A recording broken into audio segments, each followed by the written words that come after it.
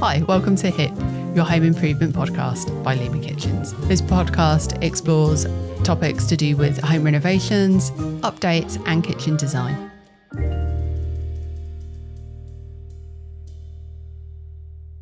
Welcome to episode 9 of HIP, your home improvement podcast. Today, I am joined with Georgina from the Kitchens, Bedrooms and Bathroom magazine. Welcome. Hello, thank you for having me. That's okay. Thank you for joining me. So today, I'd really like to kind of cover over what you think is coming up in trends and what you've seen really kind of growing over the last few kind of months and what you see coming into the future, and talk a little bit about the types of case studies that you have in your magazine and information that you think people should be taking on board. So I appreciate that's a lot to throw at you at once. No, that's totally fine. So yeah, if you could share with us a little bit about the magazine and the types of articles and case studies you have, that would be great. Of course. Okay. Well, I love talking about the magazine, so that's very easy for me. So Kitchens, Bedrooms and Bathrooms magazine, we've been going for more than 30 years now. Not myself, obviously, at the helm. I look very good for my age. I've been editor for about a year. But I've been working for Kitchens, Bedrooms and Bathrooms probably now for about 7 years. I started off as features editor and worked my way up.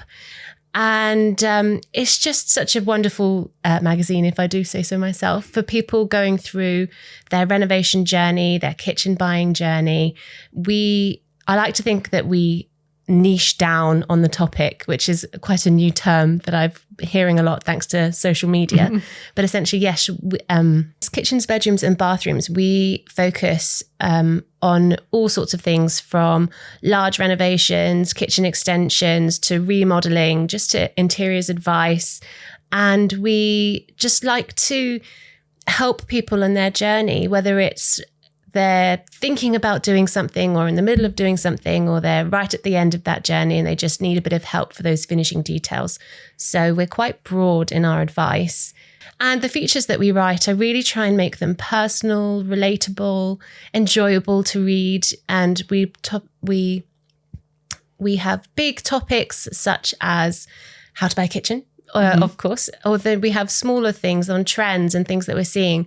Like recently, I just wrote an entire feature on ventilation holes, which I know sounds really unsexy, but actually, when you look at what ventilation holes look like right now, they are so beautiful.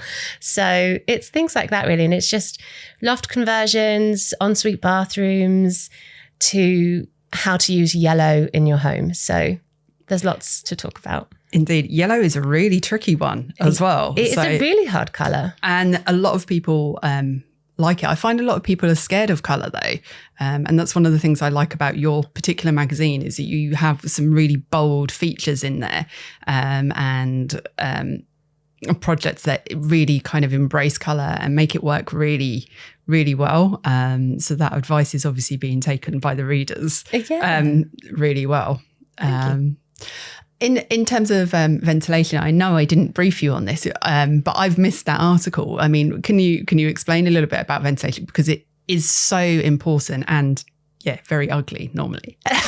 Well, ventilation holes, what I've noticed, well, again, we were going to talk about trends, so this kind of leads me onto a trend is, the farmhouse, country style, chic kitchen.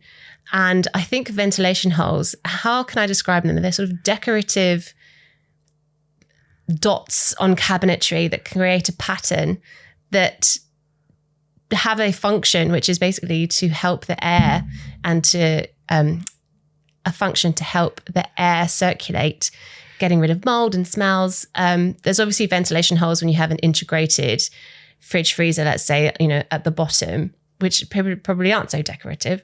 But the ventilation holes that I wrote about are these, very pretty, intricate patterns that are on cabinetry fronts that just make up that farmhouse look, I suppose. And yeah, it helps with things, as you say, mild sweet potatoes, those kind of vegetable drawers, rather than having those kind of more industrial style metal things that you find quite a lot across the market and have done for the last 20 years. Just being able to use any kind of storage behind there and gain that ventilation. Yeah, exactly. No, it's more the pretty side. You know, I think probably a lot of them are doing it over style, over function, but it does actually have a function as well. You know, if you're going to store your vegetables not in your fridge, so yeah. Okay, fantastic. And staying kind of with trends, is there what have you seen kind of coming? So there's the more unique and usually custom features in those kind of ventilation holes in the doors, but what else have you seen kind of coming to market? Gosh, I mean, trends, it's such an interesting one, isn't it? And I love talking to designers about trends because they're always like, I hate talking about trends, which I totally understand, because obviously a kitchen is an investment. It shouldn't be something that goes out of trend within a year or two or 10.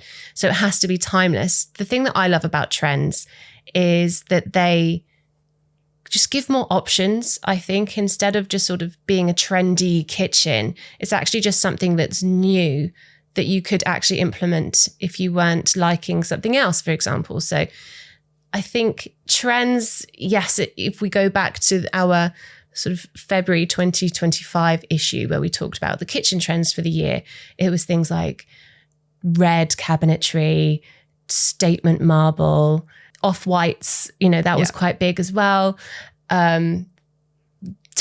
Tactile materials. Texture's definitely been a big one. Yes. Fluting, my goodness, you can't escape fluting.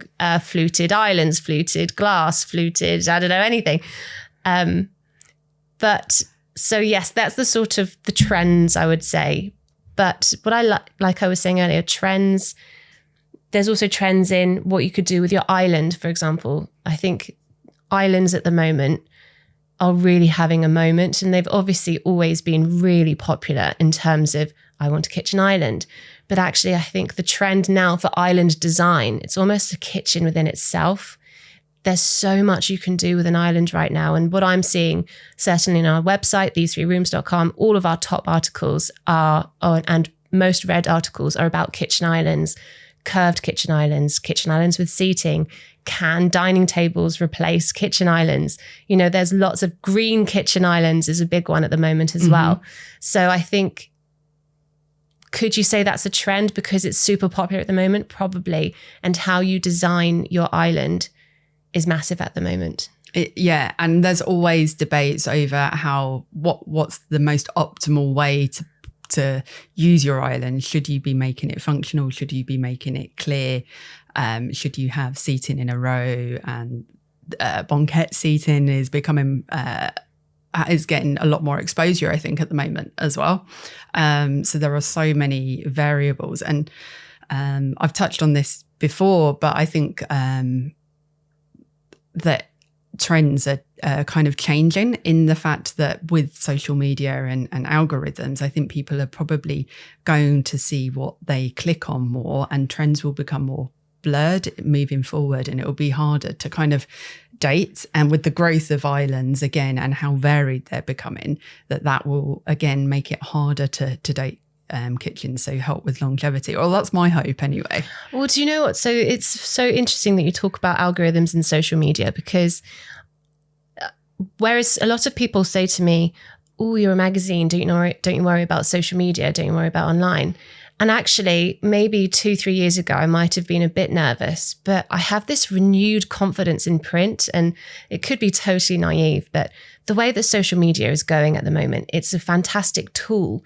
But equally, if I were just doing my kitchen and I didn't really know where to start, because there is just so many options, you'd maybe type in contemporary kitchen, for example. Yeah. And then the algorithm is thinking, great, she likes contemporary kitchens. Let's just show her all sorts of contemporary kitchens. But what if you didn't know, actually, I quite like traditional kitchens, or I quite like mid-century kitchens, Japandi kitchens. I quite like, oh goodness, all of the other types of kitchens. But because your first search was contemporary kitchens, that's all you're ever going to see. Or if you type in white kitchens, you're not going to see anything that's that's color. For example, I was just talking to my team recently about, what have you seen on social media recently? And one of my team members said, oh, there's just color everywhere. And I said, but is that because that's what you've been looking at? She goes, I haven't seen a white kitchen in ages. I'm like, believe me, they're out there. It's just, you've probably just not been shown it. So this, going back to my renewed faith and confidence in print, is because we show everything. One of my missions is to really help people decide what they do, but also importantly, what they don't like. And so there's no algorithm in my magazine. There's contemporary, classic contemporary, traditional, farmhouse, Japandi, Scandi. There's all types of kitchens in there. And I hope that can then help people make more informed decisions about what they do and don't like, and then go off onto social media and Pinterest and start their journey there. And I see what you're saying as a sense of, the algorithm could show you a post that's 3 months, 4 months old based on something it thinks that you want to see. So I get what you're saying in the sense of trends aren't really going to be, right, this week, this is what everyone's after. And then next week, it's something else. They're just going to show you what you think you like, which is good and bad, I suppose, once you've figured out what you like. But that's the challenge, as you say, figuring out exactly what it is you like. And with people coming into us with their mood boards and things, I think you are right. We are seeing more print come into it, and more physical mood boards that I remember doing when I was at school, where you're cutting out of magazines, tearing the pages, and people are going back to that and wanting to be challenged more in their ideas and thinking about the longevity for them. So more and more people are investing for themselves, in my experience, than looking for a quick fix, or in my part of where I am in the market. So finding what it is they like, and then being able to encourage them to go with what they like rather than what they think is the right choice, and being able to have that exposure to it, I think is really really good. And I will definitely make sure more people buy magazines. Yes, thank you very much. But I guess another trend, and I don't know if you can call it a trend in this sort of classical form of trend, but something that I've noticed in my 7 years of working for an interiors magazine is how individuality is definitely more prevalent now than it was maybe 5-6 years ago, where you would look at something on Pinterest and just copy it like for like. I think now where kitchens is going, there are hundreds of choices that need to be made. And within those hundreds of choices, there's hundreds of choices. Yeah, completely. So I keep hitting the mic, sorry. It's okay. We all do it. Okay, good. 6-7 years ago, you might have looked at Pinterest and you would have copied it like for like. But now, I think because there's so many choices, hundreds of choices that you can make. And within those hundreds of choices, from worktops, handles, splashbacks, tiles, flooring, etc. Within those choices, there's hundreds of choices, finishes, looks, textures, price points. There's inevitably thousands of decisions you're probably going to have to make. And so while that seems overwhelming, I think it's really exciting, because no kitchen soon, I think, is ever going to look like another kitchen, because there's just too many choices out there to have a kitchen just that looks identical to another kitchen. So that's what I'm excited about for the future. Yeah, that would be great. And again, we're seeing exactly that. So people are coming in and saying, "Oh, I saw this kitchen that you kind of put together. I really like this, but actually I'm really concerned about cleaning this, or it's just a little bit bland. How can we mix it up a bit? Or I need to put a dog space in here," and just taking inspiration from what they're seeing rather than the honing in and I want that. Yeah, I want that, and that's it. And it is really fun to kind of be able to work with as well. And we are finding that we're expanding more across other areas of the house, because once you find someone who understands what your style is, I think you just have that trust that they know what you're looking to kind of create, which has been really interesting kind of in our realm and for us as a designer and the team. Earlier, you touched on a couple of different areas. You said about things like loft conversions. So the magazine is bedrooms and bathrooms, but I presume with the loft concept conversions, a lot of that is bedroom and en suites. Yeah, exactly. Dressing rooms? Yes, gotta love a dressing room. Yes, of course. Yeah, dressing rooms are in there too. Have you seen a kind of increase in people researching that or looking into that? Do you think that's a kind of... I would say that it's always popular in a certain type of home and a certain type of homeowner, but it is a very luxurious item. And not everyone can obviously have a dressing area. So while we touch on it in the magazine, it's obvious, it's not something that's, I would say, gaining in popularity, but I would imagine that if anyone had the choice, they would definitely want one. So yes and no, I suppose. I think it's an important thing to talk about with our sort of readership.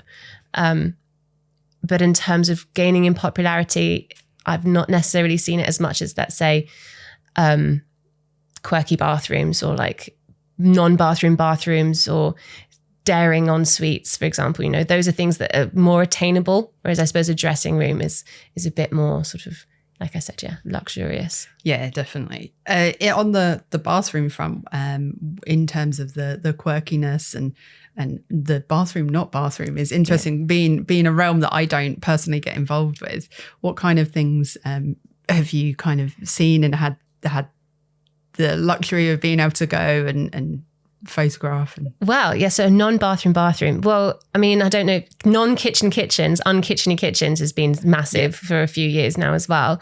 Make my kitchen not look like a kitchen, which I think is hilarious. But I think people have done that with their kitchens and now they're thinking, what am I going to do now? Well, I'm going to do a non-bathroomy bathroom. So it's things like bathroom wallpaper, coloured basins, statement tiles, walk-in showers as well, where you can't see a shower tray, for example. Wood effect porcelain floors, I think, is big as well. So it looks more like a sort of living area.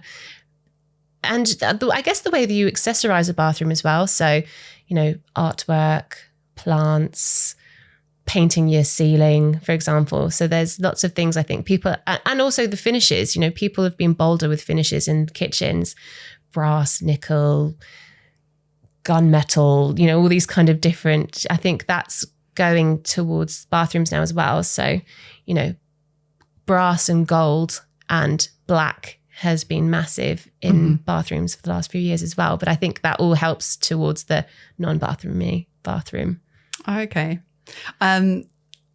For me, I've always looked at bathrooms as a safer space to be a bit more quirky and let out a bit more character and personality. So I've often looked at bathrooms and thought, how are they getting away with having kind of all of these bright tiles and things? So it's interesting to see that there's been more of a growth, or to hear that there's been more of a growth in that more recently. And it hasn't been there forever, as it feels when you're kind of witnessing the things that you're not kind of involved with. It's interesting. I would totally, sorry, Mike. I would totally go the other way around, in the sense of, I think people felt like for reselling on their properties, the bathroom probably had to be white with chrome. It was safe, it was sellable, it was clean. Whereas I think people now, I've recently just written an article about how people are, instead of relocating, they're renovating, move versus improve. Yeah. It's that the improving is definitely winning out over the moving at the moment, which I think is a factor of things, the cost of living, Stamp duty, things like obviously mortgage rates, for example. So moving at the moment, I think a lot of people aren't seeing the value in it, but they are seeing the value in redoing their home to make it work better for them. So actually, I think with that in mind, people are being more confident with their interiors, thinking, no, I'm going to make this look like how I want it to look. I don't need to worry about if I'm going to sell it in 2-3 years' time, are people going to like the fact that I've gone for a super industrial style ensuite, I think. So maybe that's where it's coming from as well. Yeah, I definitely have fallen into that camp of making the house. I've got nice neighbours. Why move? I can make this space work, and just adding that character into the space that I've got. And many of my clients will know that I'll encourage them to do the same and just make it exactly what they love. Yeah. Moving forward, what do you think we're going to see less of? What are we going to see less of? So obviously open plan was really big when I first started. But when I say open plan, I mean open plan. The bigger the space, the better, with voids of space. And I think that's dying a death. Open plan kitchen, living diners is still definitely up there on the wish list for kitchens, but I think it's much more intimate, cozy spaces is what people are after, and zoned areas where, yes, we're all together in the same space, but we can kind of be in our own individual part. Oh, sorry, Mike. We can be in our own individual part together, if that makes any sense. So like we were touching earlier on islands, banquette seating, I think is massive because it's cozy, it's intimate, but it's still part of this big open plan kitchen diner, and it's zoning the space a bit more.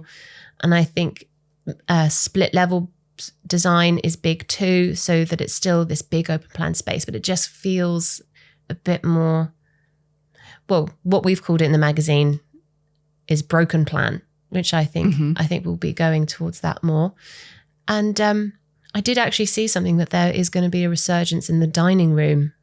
Really? Don't know if that's going to catch on, but I have seen that recently. So this, I suppose in some sense, yes, I can believe that. So we've been in a situation where we found that to fulfill what we want for our projects, we've had to become retailers of internal doors and room dividers, get very much on board with pocket doors. And I suppose that's exactly why, so that people can shut it away, stop with kind of heating and noise, be able to have it open. But yeah, that broken plan, flexible living side of things is something that we've started to kind of see as well, and have people ask for. And I'm not sure if it's an effect of just people thinking about how to use their home in different ways, and the growth that they're experiencing within their family and changes of circumstances. But that's what it seems to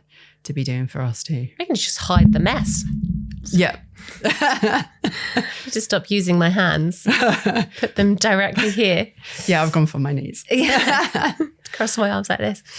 Another thing I think we're moving away from is, it's quite interesting, and I've spoken to a lot of people about this. So a classic kitchen design concept is, the magic triangle.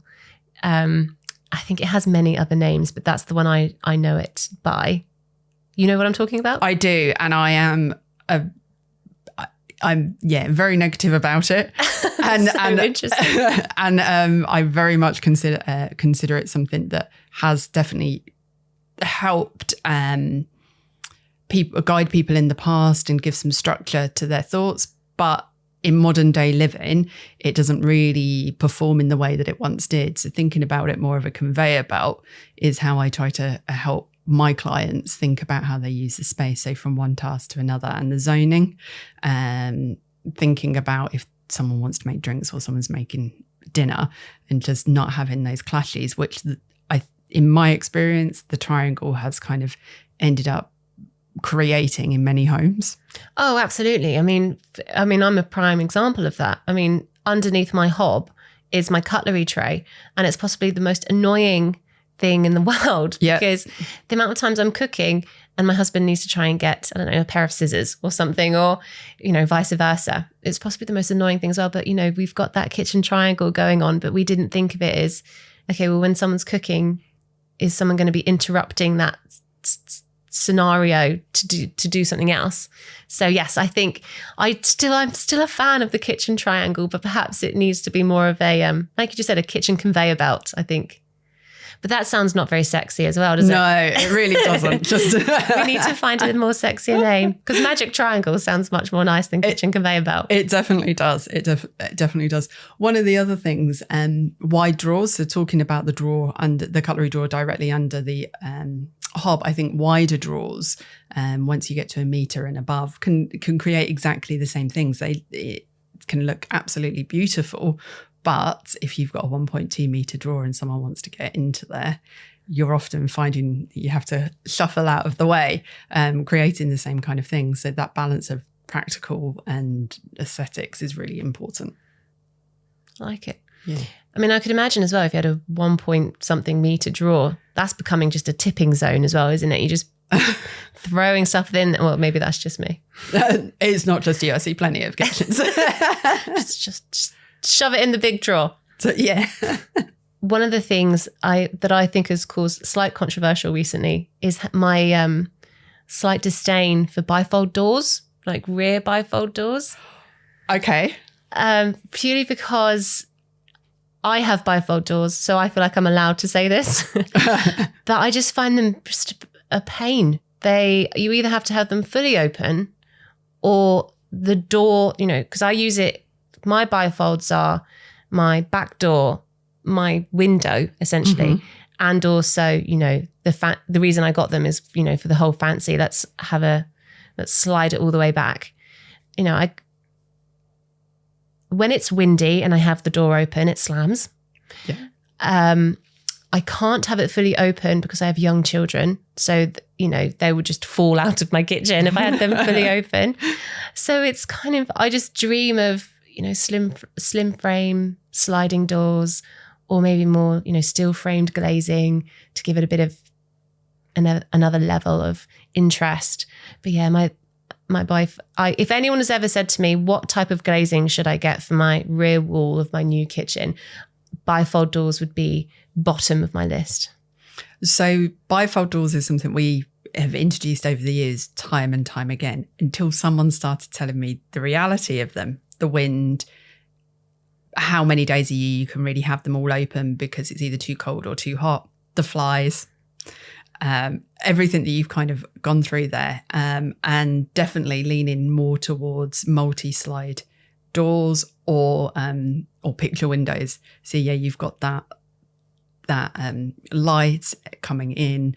Also, if you've got picture windows, you can have something that opens a small amount rather than having to open the whole amount, rather than having to open all of the doors at once.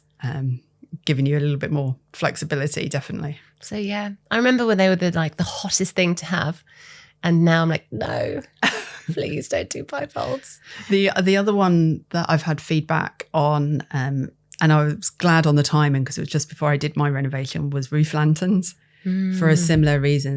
They difficult to light around. Lots of heat coming in, lots of heat escaping. And yeah, again, if you've got the bifold doors, that's where all the flies and the spiders end up. So above your island, yeah, it can be a little bit challenging for people. Yeah. Pendant lighting over an island. I think that's it's had its day. Okay. Unless it's a really cool, quirky one. But now I'm seeing a lot more interesting wall lights, and lighting design, I think, is probably one of the things that goes under the radar with kitchen design massively. And if I was going to redo my kitchen, I think the lighting design is definitely one of the things I would contemplate at the really early stages. I think lighting has such influence and power on what your kitchen feels like, not only just looks like and functions, not only how it looks like, but how it functions as well. So yes, I think if there was something that people should think about more, it's their lighting in a kitchen. Yeah, creating the different moods, being practical, giving you options. With lighting, one of the things that I discuss with people love plinth lighting. That's one of the things that I would remove with long hair and, creating mess from food, maybe some pets or children. You end up with quite a lot that's highlighted. So unless you've got a robot going around twice a day, I always think or warn people that it's going to highlight everything that falls down. But there's so many other things: wall lighting, framing, uplighters. You don't have to go with spotlights anymore. You can have recessed tracks. And yeah, pendants aren't necessarily practical in lighting the space either, and over a hob become difficult to access. And if you've got your over your island, become difficult to access. And if they're over your hob as well, you've then got anything that does escape from your cooking as well to consider. It's true. There you go. You just made me think, oh God, yeah, about all the garlic skin that's probably all near my plinths now. How that would all be highlighted if I had a plinth light. So true. Okay, noted. Definitely don't get plinth lights. Definitely don't get plinth lights. I talk everyone out of them. Noted. Okay. Fun. So I think that wraps it up for today. So thank you very much for joining me. No, you're more than welcome. Thank you. It's been a pleasure, and I'm glad to hear we're on the right lines. Yeah, was saying for me that I'm writing about the right things. So that's absolutely. good as well. It can be so tricky to find articles that are current as well. So it's good to know that is happening and that information is out there. Yeah, absolutely. Need to get it printed. Yes. Go buy some magazines, please. Thank you very much. Or you can sign up to our newsletter. We have a weekly newsletter, and we have our website, these3rooms.com, where you can get daily inspiration. So we are spread about all of our advice and our expertise, and we like to put a bit of personality into our articles purely because I want people to know that people wrote it, not a robot. So everything's pretty much written in the first person and with a bit of experience tossed in there and a bit of fun and anecdotes and yes, relatable. So that's what we do. And I think that's what most people want. Yeah, good. Okay, lovely. Well, thank you once again. Thank you for joining us and listening to HIP, Your Home Improvement Podcast by Lima Kitchens. We hope you enjoyed the topics we discussed today. Feel free to hit like, share and subscribe to get details on further topics we will be discussing. If you have any topics you'd like us to address and talk about directly, please feel free to send them through. We'd love to hear from you.